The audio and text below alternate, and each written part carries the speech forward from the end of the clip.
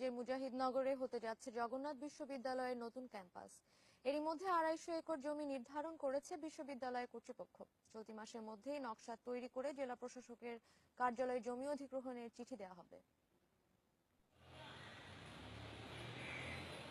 1884 সালে প্রতিষ্ঠিত হয় জগন্নাথ কলেজ। 2005 সালে বিশ্ববিদ্যালয়ে রূপান্তরিত হয় এই প্রতিষ্ঠানটি।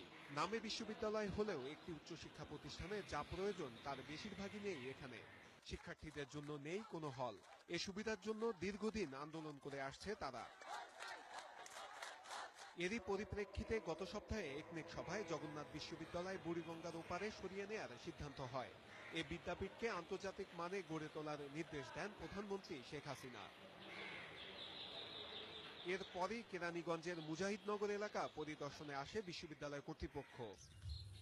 এখানে একাডেমিক ভবন, ছাত্র শিক্ষক কেন্দ্র, সম্পূর্ণ আবাসিক সুবিধার জন্য জায়গা নির্ধারণ করা হয়।